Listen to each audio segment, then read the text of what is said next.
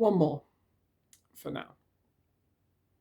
And this is one that doesn't account for something happening right now. It's one for actually someone in the past who isn't playing anymore. He was playing recently, to be fair, but not anymore. Wayne Rooney. The best English player in the Premier League? Maybe. Top 5? Abso-fucking-lutely. Top 3? He's got a hell of a shout, hasn't he? Come on. Wazza! Come on. Wayne Rooney. It's Wayne Rooney. It is Wayne Rooney. People hate on Wayne Rooney. Why do people hate on Wayne Rooney?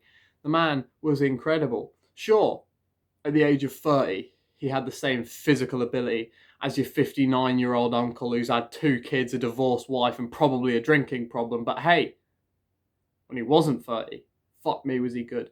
Was he shit for England? He was a bit shit for England. Was he injured while he was shit for England? Yes, he was bleeding injured. Come on, man. Give the guy some slack. And was he one of the most selfless football players in all of history? Yes, he certainly was. Now, back when Wayne Rooney first joined Manchester United, people looked at him as being better than Cristiano Ronaldo. They thought he had the higher ceiling. Of course, having joined Everton, scoring that belter for his first goal against Arsenal. He was pretty well hyped, and then being pretty good for Manchester United, you're going to get some hype realistically, especially in that time. People thought at the time he would be a better player than Cristiano Ronaldo. How hindsight works, I suppose. But, again, at the time he was rated higher. However, due to Ronaldo coming in, he did have to move away from his preferred striker position. Did he complain about it? No. Got on with it. He got moved. And he played where he was put. And he kept up fucking elite numbers. I don't know the exact amount of goals he scored, but it was more than 20. I'm sure it was more than 20. If not more, pretty damn close. While still having to cater for the fact that Cristiano Ronaldo was playing striker and doing all the and taking all the free kicks and the penalties and doing everything. Everything went to Ronaldo, and Rooney got on with it. He did his thing. He played some fucking football, right? And whenever he played against Chelsea, he wore some longer studs to try and kill them. Oh mate, I love him so much. He shags grands. Like, come on, come on. And then when Ronaldo goes, this is his season to bounce back, and he does bounce back. He gets played in striker, and he really puts up elite numbers. 100% got more than 20 goals in this one. Pretty sure he was getting damn close to 30. Wayne Rooney had a hell of a season. He had a hell of a few seasons. Won the league with Manchester United a couple of times, of course. Won the Champions League with Manchester United. And then Aguero happened in 2012. I think. It was 2012. Manchester United bottled the league on the final day. There was nothing they could do, really. The goal difference of the absolute humping City gave them earlier on in the season meant, well, there was fuck all they could do. They had to hope that City lost to relegation fighting QPR. Like, they had no chance. So, for Sir Alex Ferguson's final season, he thought, fuck it. Let's go for it. Let's make sure we win the bleeding league. And he buys Robin van Persie, who was another underrated striker, by the way. God, he was good. So Rooney, again, has to move from his preferred position. And yet again, no complaints, no nothing. He gets on with it. Manchester United stomp the league. First and second and 2 Manchester clubs. Was it? I think, maybe? Question marks? I think so. Van Persie gets all the glory. Sir Alex Ferguson gets, obviously, the glory that he deserved for being the best manager literally ever. And Rooney is just sort of there again. The workhorse of Manchester United's attack. Underappreciated even at the time, let alone now. Then obviously Sir Alex Ferguson went.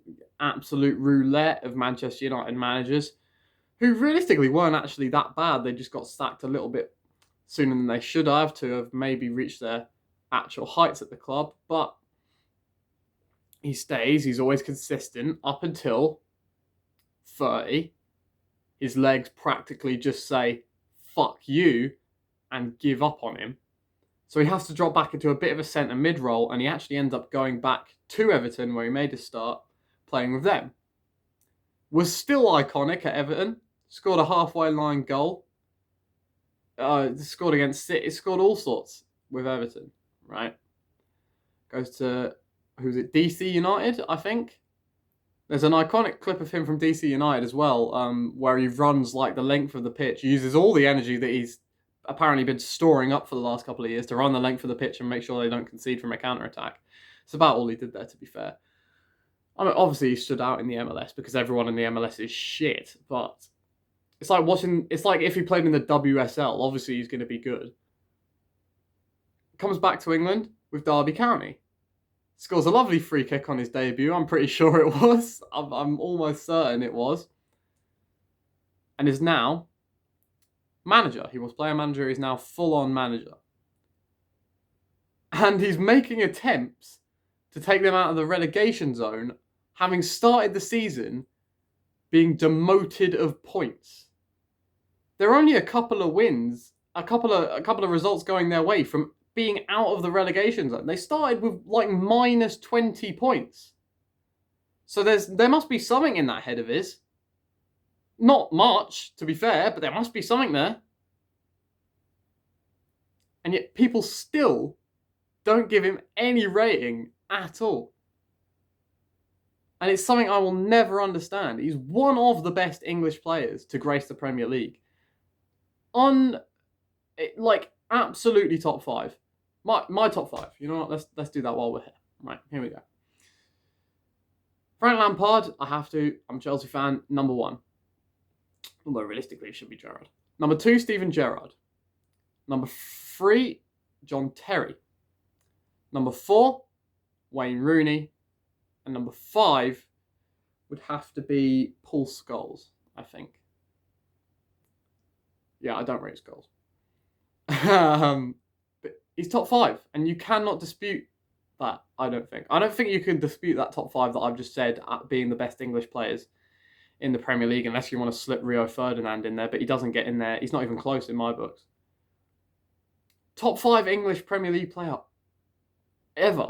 The Premier League's been around for quite a long time. I've left out Alan Shearer there, who comes in a fucking close 6th. Alan Shearer doesn't make it.